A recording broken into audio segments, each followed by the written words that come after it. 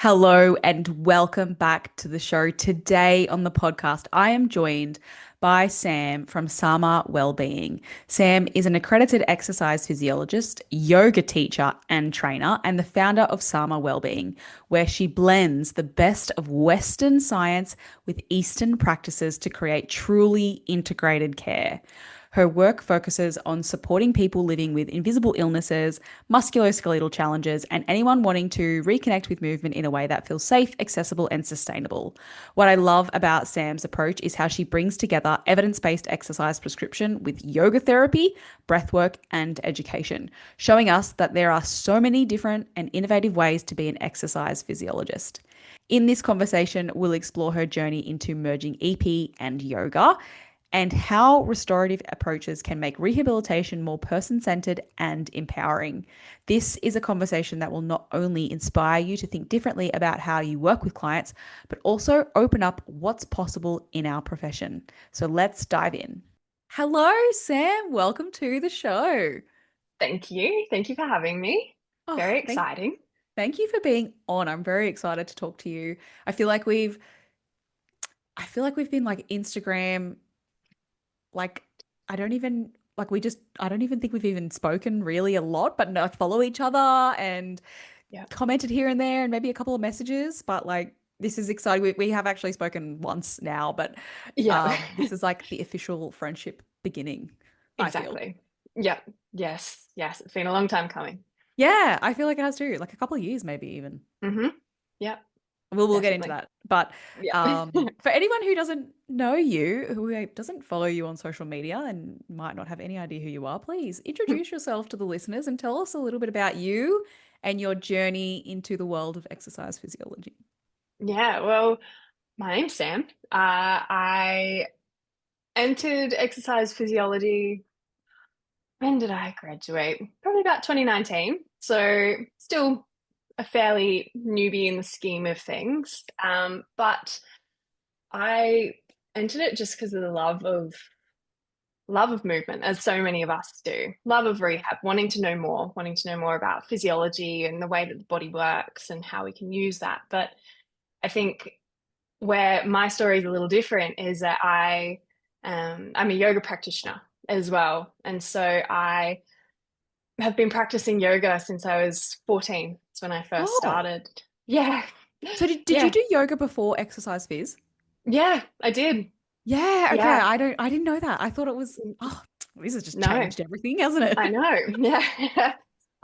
Yeah, so I started when I was 14 and for anxiety management, I was an athlete through my youth as well. And yoga just changed so much for me from a mental perspective. It wasn't even the physical asana postures class base. It was the mindset and the mentality and what it did to my mind. And it actually made it quiet for once. And I thought that was just so profound to have that experience at such a young age. And from that, I always knew that I wanted to either learn about it more or, yeah, and then one day maybe mix it into whatever I did. And I always wanted to do something in sport after school. So when I decided on exercise physiology, I was like, okay, well, there's a way that I can potentially mix the two. And so about halfway through my degree, I went off for 2 months. I studied in intensive yoga teacher training when I was 20, just 20, and I became a yoga teacher. I didn't enter it to teach yoga itself initially, but I fell in love with it, and it actually enabled me to be so much more confident in myself, not only in my practice, but in educating and teaching. So I ended up becoming a yoga teacher at 20.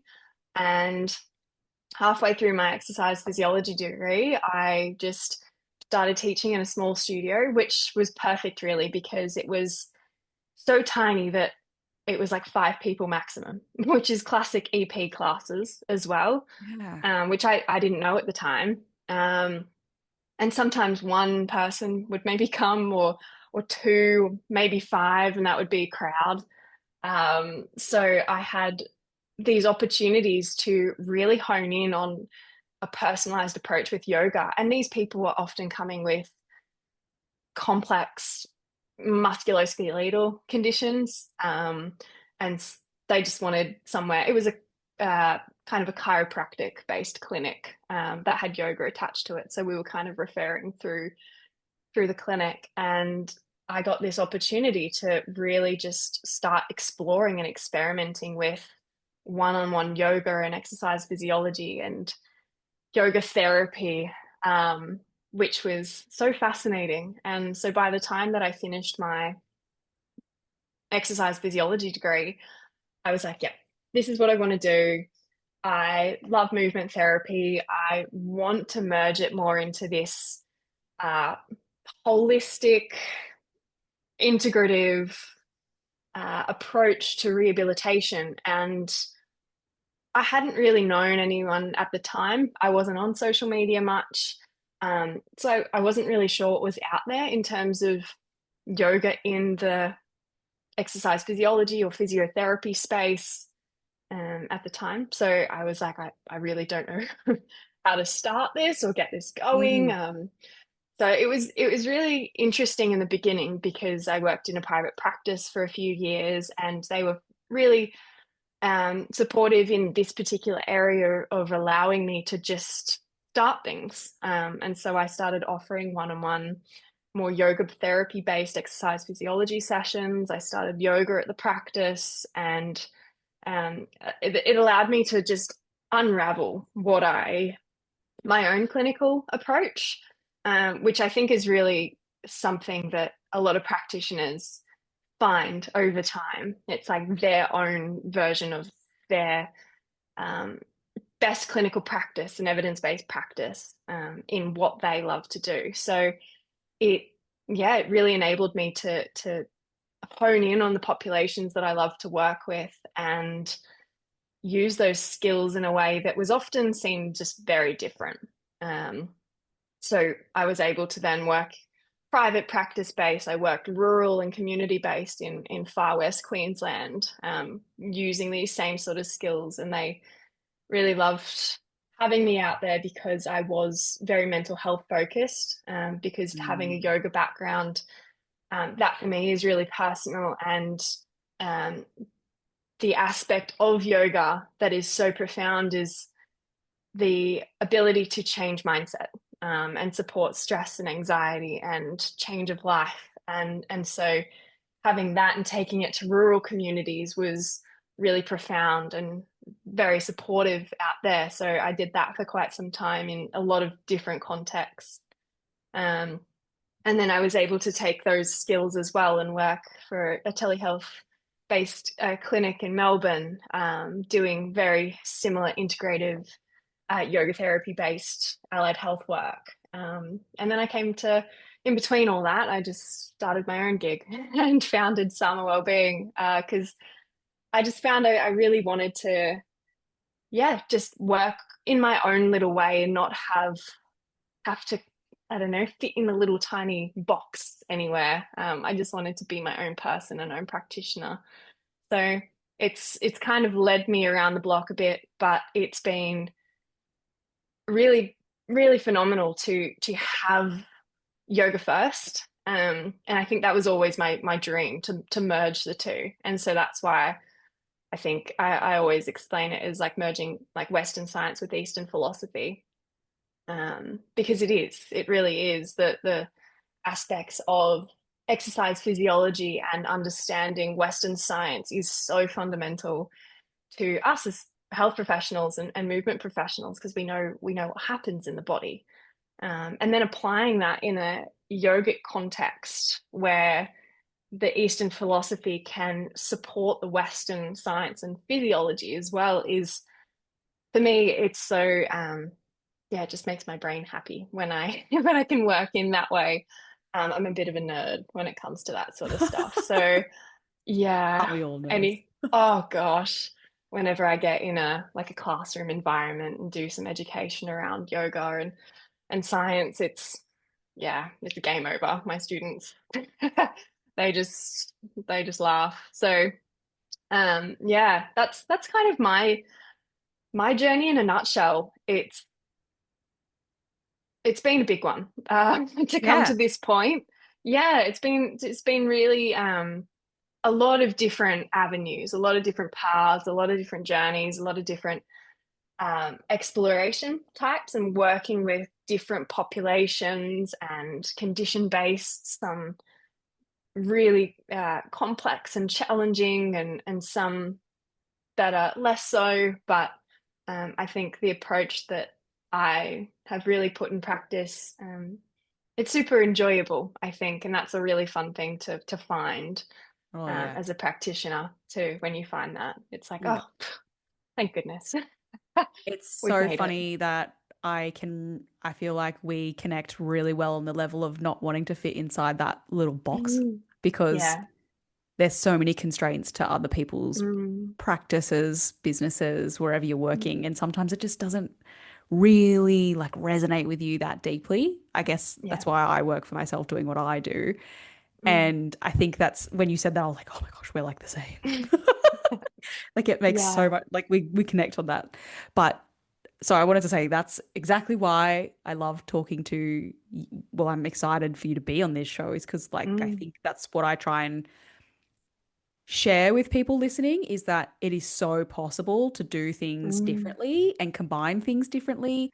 And it Yeah. might be a bit of hard work initially, like to get started, where Hmm. you're like, I don't even know how to do this. And no one's Yeah. really going to ask because no one else has really done this. Or it's Mm. very rare to find someone who's sort of in a similar situation. So there is hope for you out there if you are Mm. feeling like that in your own work. I'd like, if you're hearing this going, oh my gosh, that's me, we get it. Yeah. But the other side of things is then also like I'd really love to know about how you actually balance the evidence-based Mm. exercise prescription with something that's maybe not as hasn't got the same traditional research base. I Yeah. mean, there is That. some research around yoga, but it's not Yeah. really like the same as exercise phys. So, Mm. it's obviously clearly, oh, well, it's been meaningful for you. And I'm Mm. assuming a lot of your clients, based on Mm. what results I've seen with people just doing yoga for Mm. me to just guide them into doing it. Like, can you talk a little bit about that?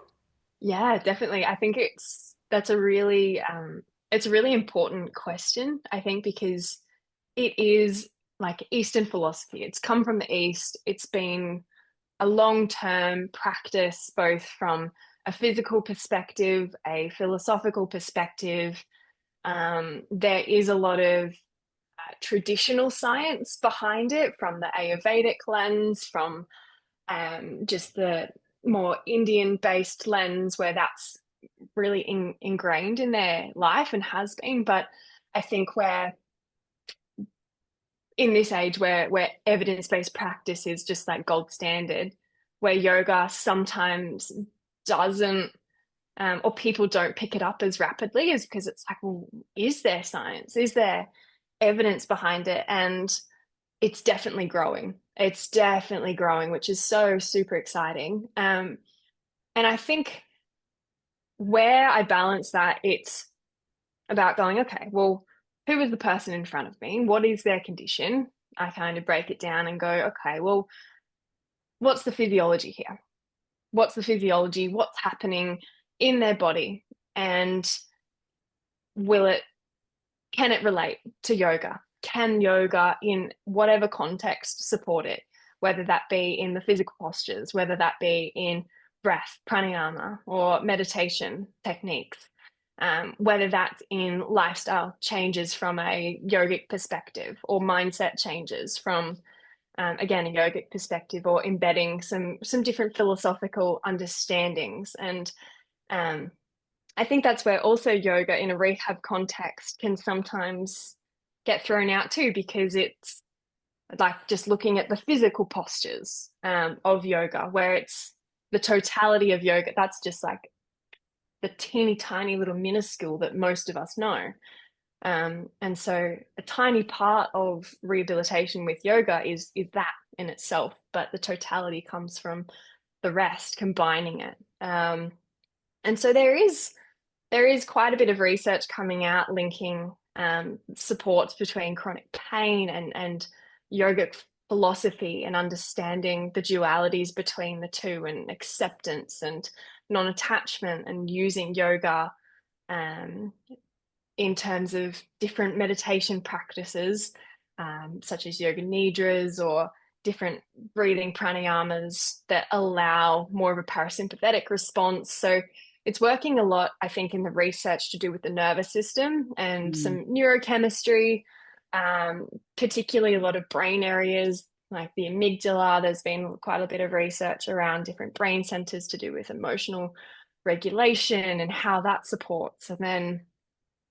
breathing muscles and breathing physiology and what that does and how certain pranayama or breath techniques can embed and support different physiological changes in our body. So even though there might not be so much like gold standard evidence, there is some evidence coming out around the importance of those things and how then we can apply that into a clinical context. So it's not Mm. about taking those smaller, and when I say smaller, there's still some good systematic reviews and meta-analysis coming out and some really good case control studies like that arising, which is amazing. I mean, again, my nerd brain just goes crazy for it.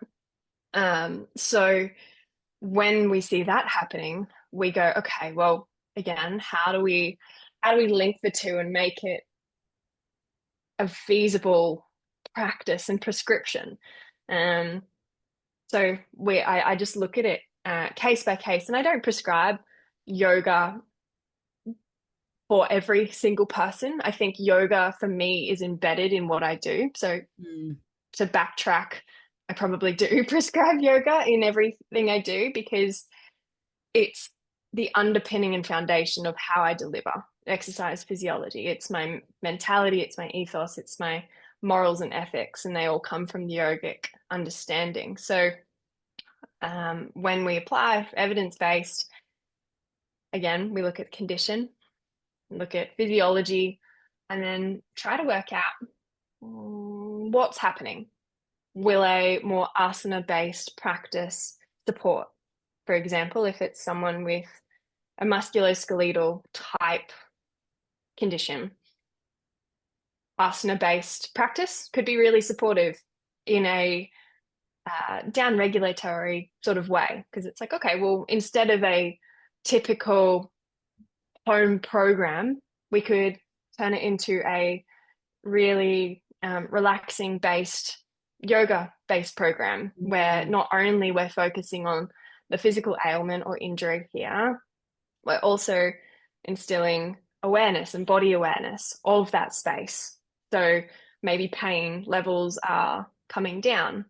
Then we're allowing breath or a breath practice to enter the body where we're allowing nervous system to downregulate. And then maybe a mindful or a meditation based technique so that these people are not only rehabilitating what they've come to rehabilitate, but they're leaving with better awareness tools of their whole body and presence in their world and their life so that they can take those and move forward. And I think that's one of the most profound things about yoga, and that a lot of yoga practitioners will say it hasn't been the asana, it's been like the totality of the practices themselves as a group. And research has shown that as well, that when we can like when we link the triad, so what we call the triad is asana, so the postures, pranayama, the breath, and meditation. That's kind of like your golden triangle. When those three things are linked, that's where we see a lot of good come from. And I think we can apply that quite simply in practice. Um, Even when we come to different specific conditions in yoga where you go, okay, how are we going to evidence based apply that? And again, we look at that what the basis is. There's quite a bit of research coming out around chronic fatigue and yoga based practices in a different sort of context, and we're seeing some really good results there in a very adapted way. And then pain based conditions like fibro, a lot of pain research around uh, the support that yoga has, particularly from that triad. and the philosophy of non-attachment and pain regulation. So it's one of those things where it's it's possible and it's definitely happening all over the country. I know quite a lot of practitioners now that are yoga practitioners and sort of EPs or physios. So I did find a lot more people eventually that are doing the same thing. I wasn't the first. I will definitely say that I was definitely not the first. Felt very alone in the beginning, but now there are a lot of people, and it's working. It's working for so many people. And I think as well, it's just a case by case. If that's the way that you personally are wired as a person, you're going to seek that type of practitioner as well. Mm, Um, and if that resonates with you as well, like we know, if you just resonate with your practitioner, rehab is so much likely to yeah, be important and improve, and outcomes are there. So yeah, it's this funny little world where research is on the rise. And I think we're in a really good position as yoga practitioners and educators in the clinical space to really grab that and move forward with it and put it into practice and try and play around in a really safe way. So it's a cool space. It's a cool space to be in. very, very Yeah. cool. I think something that really stands out when you speak is how foreign yoga can be for anyone who is Mm, not in the yoga world. Because yeah. like there are words that you've thrown out that I have heard because I've been to yoga. But I would be like, I didn't realize that they were all three things and what they actually meant. Like, Yeah. like I've heard all of this before, and I'm just sitting in the Mm, class, probably like, oh yeah, whatever, sounds good yeah. to me. And I Yeah. think if you haven't been to a yoga class where they like I personally feel like, and you please correct me if I'm wrong, but I feel like there's like yoga classes that you go to at like your gym that are in like your regular class timetable, and they're like yoga and it's like stretching and Mm-hmm. like the strength side of yoga. And then there's yoga classes that you go to that are like really, like you said, bringing that triad together properly and like they're deep in thought and the purpose of each flow, Mm, and the class has like an intention. And I've been to one of those and I've been to one of these, and they were so yeah. different. And I Yeah. think like now I do a lot of like recommending for yoga for Mm, a lot of my clients because I now know what it is actually like to go to a proper yoga studio where they're actually doing all of it together, and you do feel mm, like a transformation rather than just like mm. I'm here to feel like I did a workout. That's yoga. Like I Yeah. feel like it's so different. And I think if you're an Very. allied health professional, maybe a little bit skeptical about that sort of like that side of health, then Mm. you won't have any idea about it really.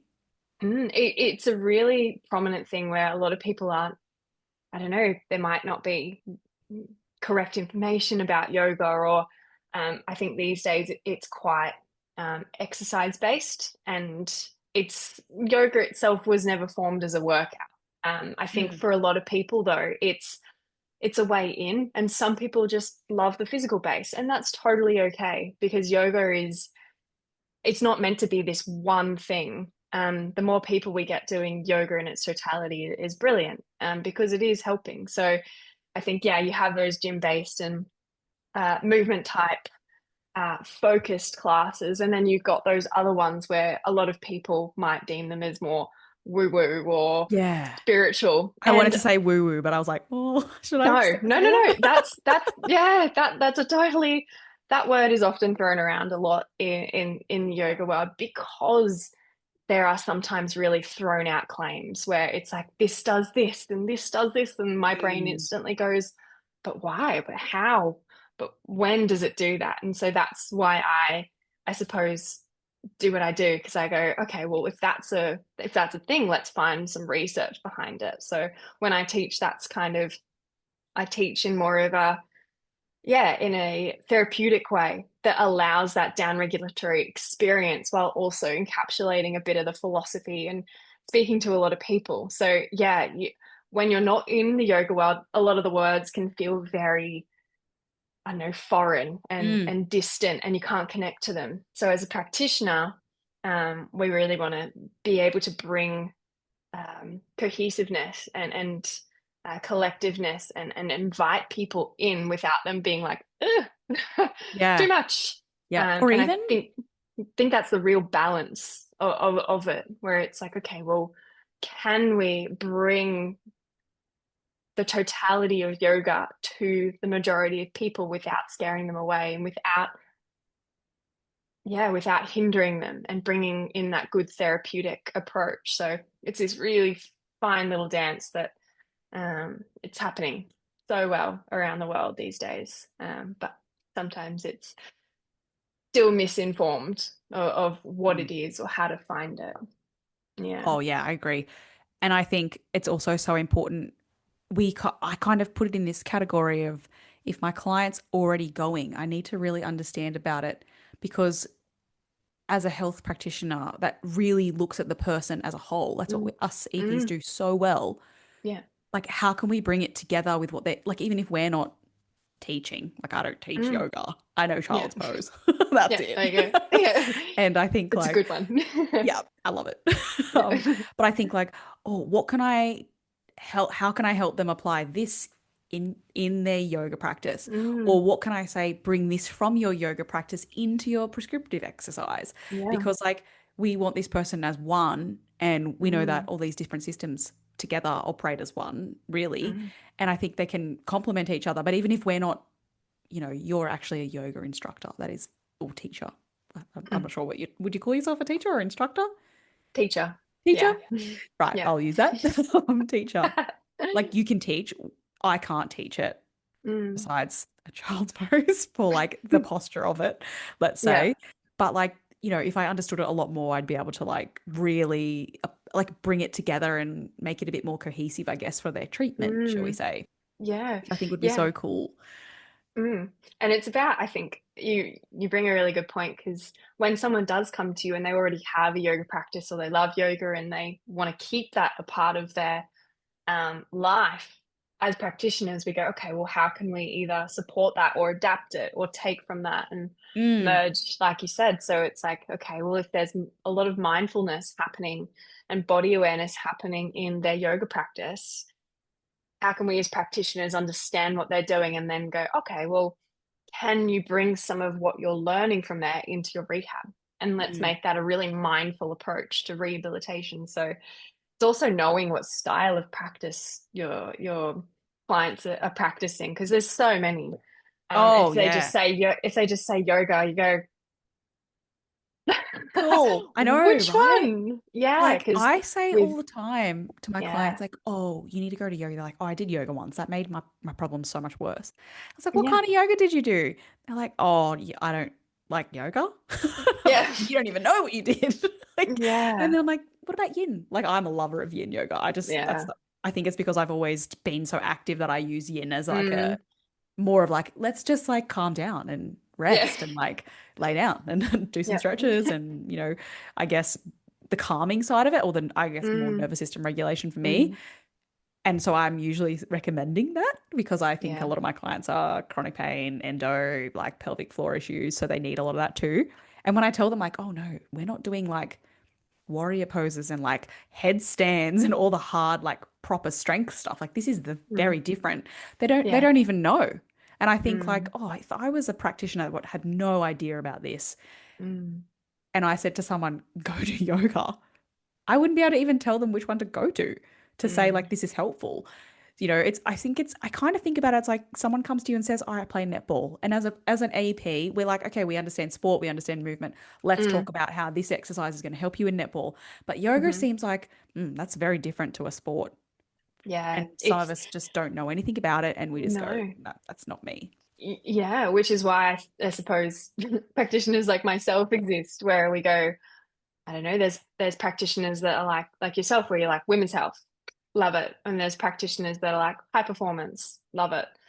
And in a way, yoga is kind of like that high performance space where it's a niche. And we go, Mm, okay, well, even if we're not treating people with chronic conditions, it's yoga practitioners seeking out someone to help them either enhance their practice or understand their body so they can keep doing their practice whilst recovering from an illness or an injury or adapting that space. mm. So having that awareness and understanding in whatever field you are, I think that makes you that person in that space to help them.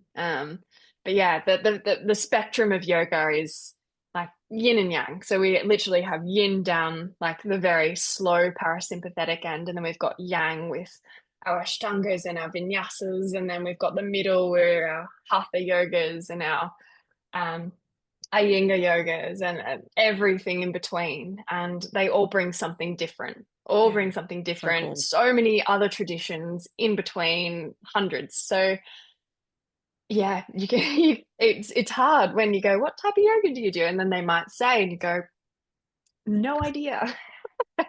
Yeah, No mine idea what usually that goes, involves. is it like long hold stretching or are you doing like active holds? Yeah, That's yeah, literally yeah, how I yeah. distinguish them.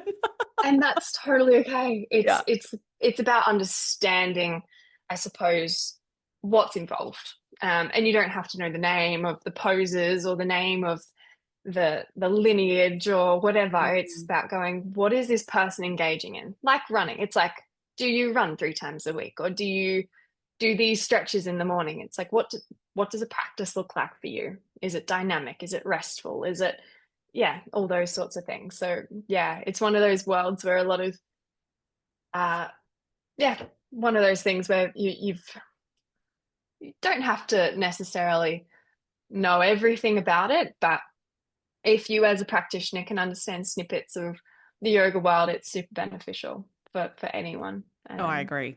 I Yeah. agree. Touching on the niches, Mm, you mentioned women's health because you know that I love women's health and yes. generally that's what I do. Have you actually noticed any particular benefits for women across the different life stages, you know, Mm, in women's health, I guess, when you integrate yoga into care? mm. Yeah, I think the different life stages thing is really interesting, particularly in yoga. And like I said, it yoga helps with the aspect of adaptability and acceptance and non-attachment. And often in different life phases, there's an aspect of needing to let go of past life stages or self, and Mm. sort of moving forward into the next one and being like, okay, well, this is me now. Um, and sometimes it's a pure acceptance of going, this is me, or sometimes it's going, this is me for now, in a chronic illness type situation. And it's about being comfortable in that. And I think yoga has that ability to make people feel a little bit more at ease in the terms of the stress reduction and the anxiety reduction, and yeah, more of that body awareness, like I said, and total mind awareness. So particularly from that menopausal stage where, yeah, where we see women entering into such a changeable time, where there's lots happening. And I think from what I see is that aspect of bringing some form of stability and calm by allowing their sleep to be a little bit better, by allowing their mental patterns and thoughts and emotions to be a little bit more regulated, because we know that the hormone changes can really just throw out a lot of that normality and routine for a lot of people and those changes. And so, generally, across the board with women's health based conditions, when we see that implementation of yoga, I think that stress reduction aspect is probably the key, that's really supportive in this space. Because if we can get the mindset and the nervous system kind of linking, and the mental patterns, or what we call sort of chitta vrittis, or like a turning mind, where the mind's constantly going. If we can get that to quieten down, then things like chronic pain and that endo space, or that menopause where life is evolving so drastically, from everything you knew, into all different women's health conditions. It's, yeah, it's about just coming back to and finding a new form of foundation, a new form of center. And like I said before, that implementation of stress reduction based and calming based practices. And in some cases, yeah, vigorous practices to bring energy into the body. and then pair it with a down regulation. I think that's where we see a really Mm. nice response, is about bringing the nervous system up and then training it to come back down rather than staying in that heightened spot a response all the time. And that's Yeah, where we that's see cool. really good heart rate variability happening also. And as we know, that's such a So important. such a good predictor of um, good health in general. And when we're in that heightened state for too long, our body is just in this overdrive. So through yoga, we can train that really well, that bringing it up actively and then bringing it down actively into that rest state. So, yeah, that's where we kind of see that really good implementation in women's health. And it crosses, it all mixes in so nicely, I think. Yeah. I'm just thinking about how cool that is too.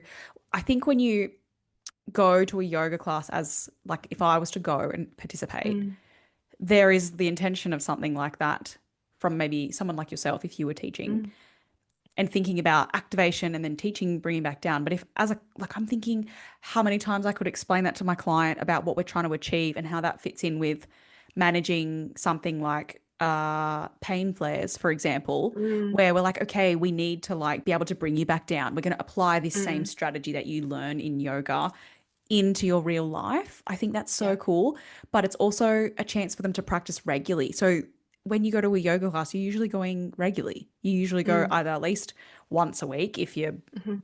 once a week, most people I see, or Yeah. sometimes even two or three for people who are like Mhm. really regularly practicing.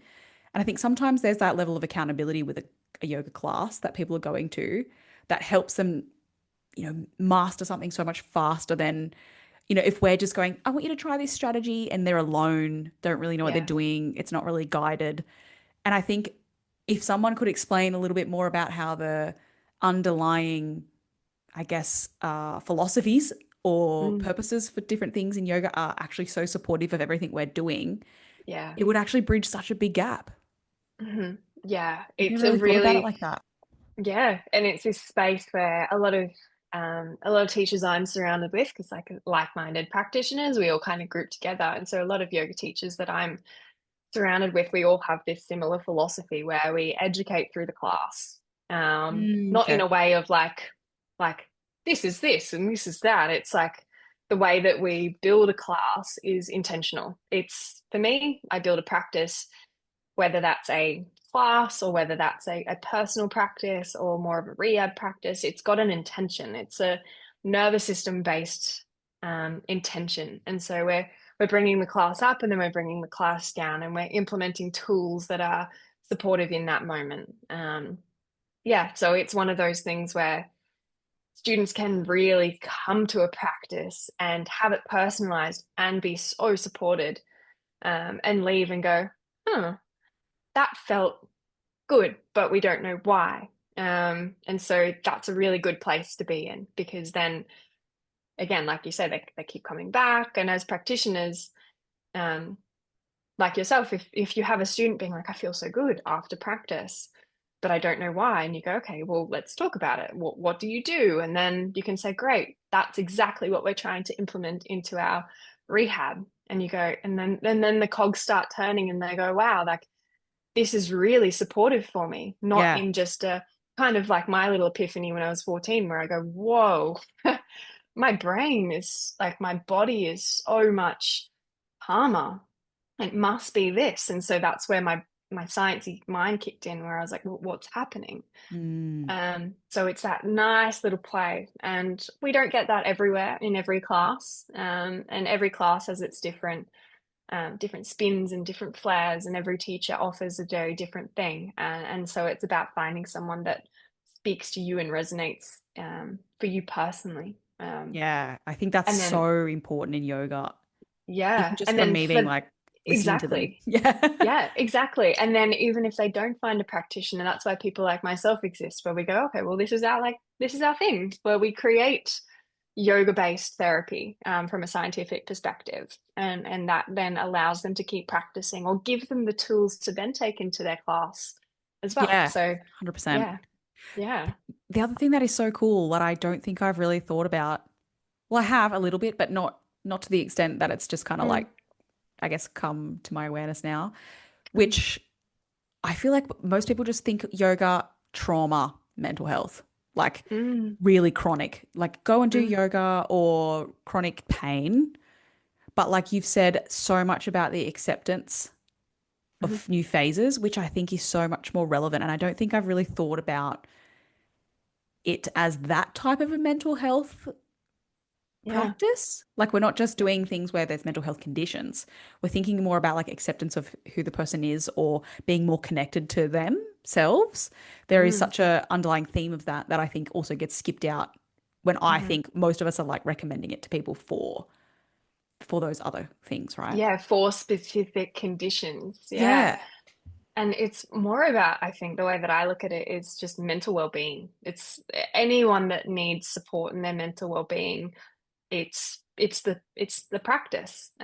It's the place to be. Even athletes at change of life phases as well. Like we know that there's such high rates of mental health challenges that happen in athletes when they're transitioning away from their sport, or same in motherhood when they're transitioning from not being a mother to being a mother to menopause to all those sorts of things. So it's not necessarily supporting a particular condition, but it's more mental well-being in general, which I think is the really nice thing, and that change of life and the being able to access it at any point. And not only, yeah, I mean, we do recommend it for, and in my practice, I see a lot of people with invisible illnesses and mental health based conditions and some pretty heavy trauma backgrounds. And I think that's where yoga is doing a lot of forging the way in the research that's coming up as well,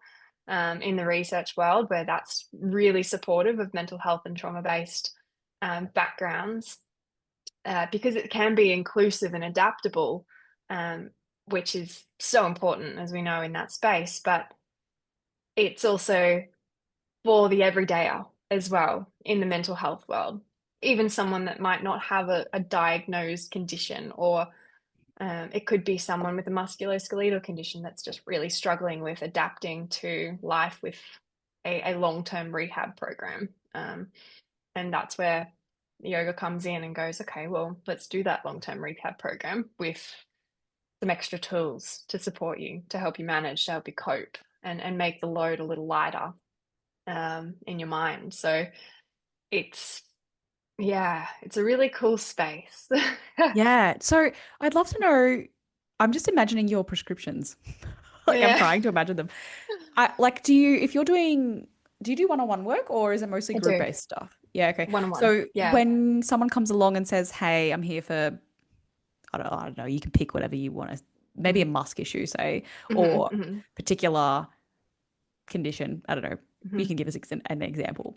Is Yeah. there like I'm like, you know, when you get like seated, we've got rows, you've got sit to stands, Yeah. whatever that looks like. I don't know, a Yeah. typical prescription.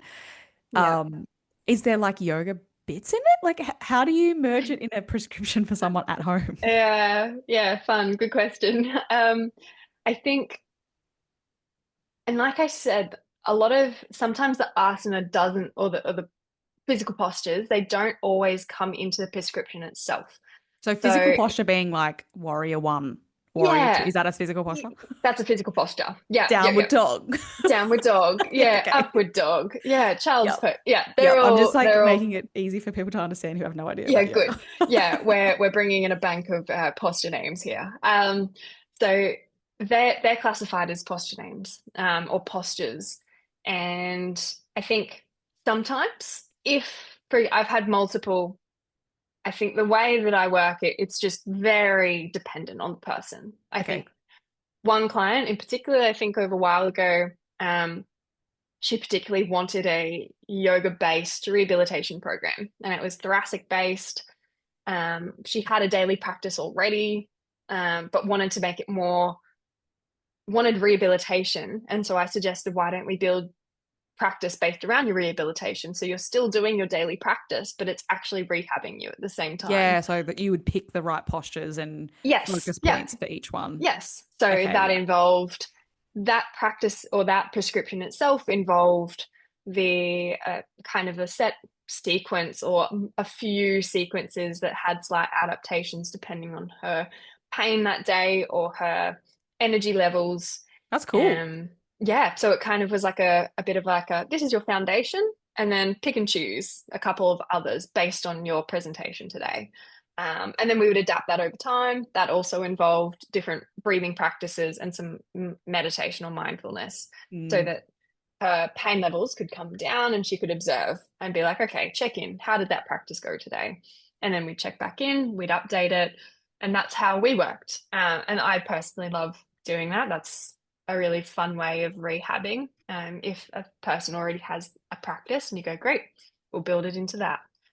Um, and then on a completely other end of things, it's I might be working with someone who is bedbound with an invisible illness or homebound. And so it's about looking at things to do in bed or laying down. And that might be more body scan based or just range of motion with joints from a really observational perspective where we're focusing on not only just the physical movement and mindlessly doing these things. It's like, okay, well, let's observe what we're doing, let's guide it, let's use the breath and add in some of that philosophy too to help um, with the understanding of what we're doing. And that's then so cool.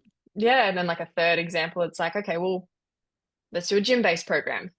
But then with that, when we're doing like sympathetic overdrive with gym, maybe not overdrive, but more of a sympathetic load, how can we then implement a nice parasympathetic come down in that? So we implement some yoga practices or some time and space to then, if it's a home program, it's like, okay, well, if it's a body weight based program for rehab, let's then finish on the ground, legs up the wall, maybe take 5 minutes of just mindful breath to just bring it back down. And so there's different levels of integration, but super adaptable to anyone from like gym based to Yeah. sport based to activity based to home based to yeah. So it's a there's no set way of me saying this is what I prescribe because Yeah, that it's is so so cool to different. hear though, because like I said earlier, doing things differently and even just being able to hear like the clients that you would be giving stuff to and what you would be giving them, like Mm, it is really combining the both of them together. But it's really cool to see that like you can just like you've been able to put that together in your own like mm. career path, which is so cool. I Yeah, love it. I think it's it's awesome. been fun. It's been fun, Yeah, it's a bit definitely. And you creative, isn't find it? yeah, you get to put your own flair on things while staying in the EP lens, which I think is really important as well, just to yeah, have your own creative flair Yeah, with it yeah. all. Um, because this is like not, I guess, the typical journey that EPs take. Mm, I would love to know like what you would say to a clinician who is wanting to carve out their own path in EP, or even maybe they want to do yoga and bring it into their practice and now they're like, "Oh my mm, gosh, I didn't know that I could do this." Like, mm. what would you say? What would I say? I'd say do it. I Just mean, do. it's just do it, full stop. No, I think when you're a newbie and a new practitioner, it's so nice to have an idea of what you want to do, but then kind of park it for a moment. This worked for me personally, where I went, okay, this is how I want to do it, or this is what I want to do rather, but how I'm going to do it, I have no idea. So I investigated a lot of different avenues and different ways of working and styles of working, communities of working, and slowly implementing my essence through it. And then going, okay, well, this worked here and this worked here and Mm. that didn't work there, and trialing it out on in other settings before kind of being like, okay, well, this is what I'm doing. But for me, it was so nice because I always knew that I wanted to do that in particular. And it is such a niche, I think. When you have a niche like that, it puts you in your own little box and it can sometimes seclude you from learning further things as well. So that's why I say, like, as much as you can, if you want to really niche down into a space such as like yoga and exercise physiology, then explore lots of different avenues and practices and types of conditions that you might be able to apply that to. So you can just keep bringing in um, thought-provoking ideas and um, good learning and intelligence. So, and then likewise, if you're a practitioner already and you want to explore yoga, finding something that will not only enhance the practice and prescription of your clients, but also your own personal inquiry. And I think that's a really important thing, that it not only helps clients when you study yoga, but it helps yourself as a practitioner. Mm. It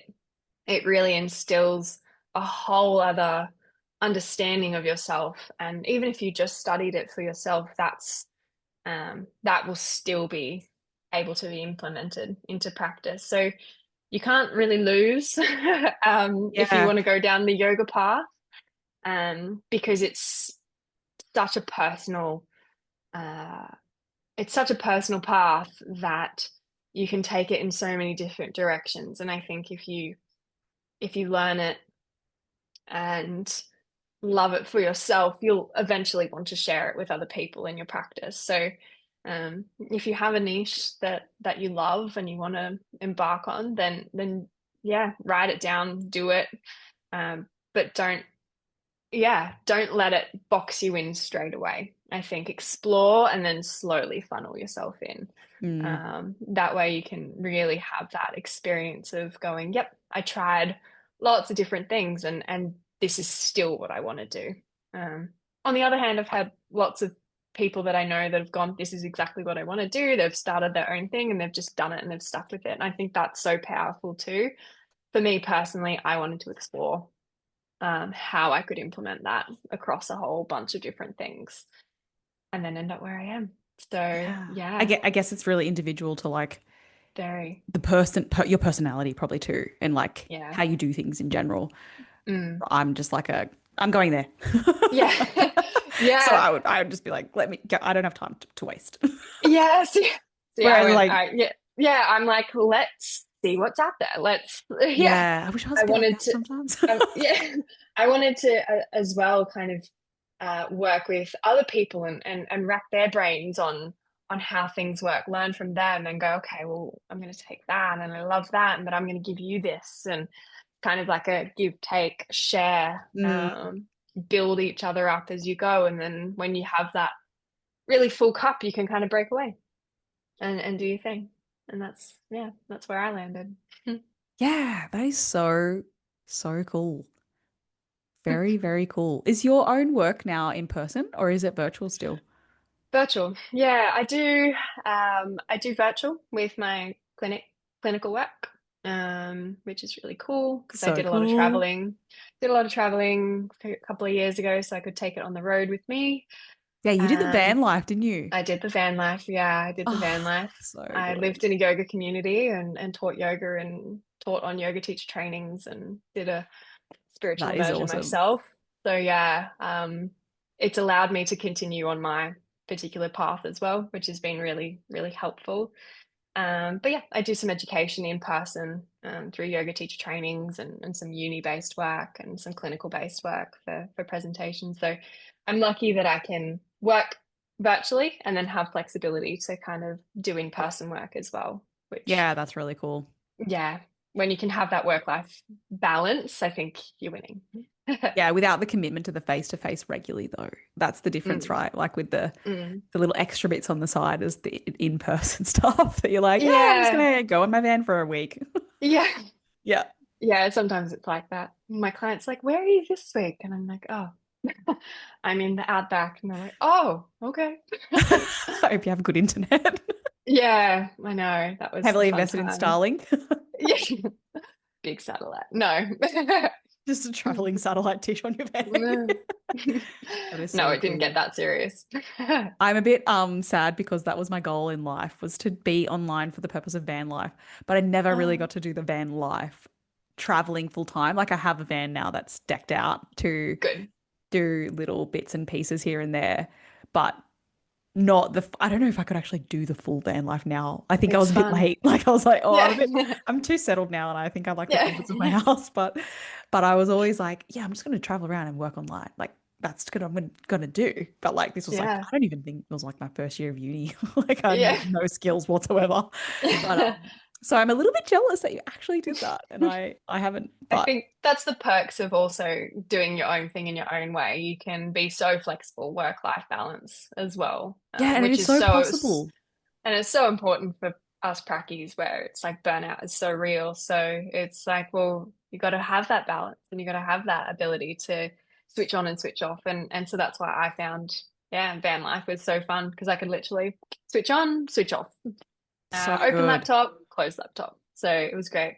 Did you have Yeah. space in your van to actually like like do stuff online, or were you outside? A bit of both. I mean, Just when I like was more just like the consulting, outback in the background. yeah, when I was more consulting, I'd just be kind of tucked up in the van in my cozy little seat. And when I was doing more movement-based sessions, it'd be like perched on the edge of my van with like the outback in the background or the beach or That is something like so that. cool. Oh my Yeah. gosh. I wish that you'd made like vlogs about this so I could have just lived Oh, vicariously through that. I know. Unfortunately, I'm not that good with social media. So Oh, imagine if you I were. didn't. That would have been I so cool. know. But that's I okay. know. You still lived the balanced life. Otherwise, you would have just been I did doing it. all the things and not actually enjoying your trip. Exactly. Yeah. Very cool. Very cool. Well, that is so exciting. I've really like opened up my eyes a little bit more to yoga than I thought I would in this chat. Like I thought I knew a little bit about yoga, and now I'm like, I really did not know a lot about yoga. It's So all I right. We really can keep appreciate. talking. There's so I feel like there's I haven't been to my yoga class for a while. I stopped. I think the timetable wasn't really lining up with what I was doing at the time, so Mm. I kind of paused. And in I feel like in the last couple of months, I'm like, I should really go back to yoga. And there's more and more signs coming at me that I should. And I feel like today, as I'm like, let's get back to the classes, Court. Off you So I might go. have to go investigate after this. But Yeah, um, but thank you for sharing so it's much of your okay. story and what you do. It is really cool. I might link you're on Instagram, Mhm. Yeah. and do you have a LinkedIn? Let's just go Instagram. This is your LinkedIn's a Instagram, little bit out. Instagram and our website. Yeah, yep. Yeah, Cool. I'll LinkedIn's a share little them bit in the out of in date. the I'll share them in the show notes so that people can come and check Great. you out and see more about you. But I'm sure we'll see more of you around Yeah. um, on online and in the social media space shortly. hmm So, but otherwise, thank you very much for coming on the show. You're so welcome. Yeah, thank you for having me. It's always great. Like I said, love talking about yoga. So anytime. Anytime. Happy to keep talking. Happy to keep And talking. for those listening, thank you so much for joining us today. It has been an absolute pleasure. From wherever you are, we hope that you have a fantastic day and we will see you in the next one. Bye. Bye.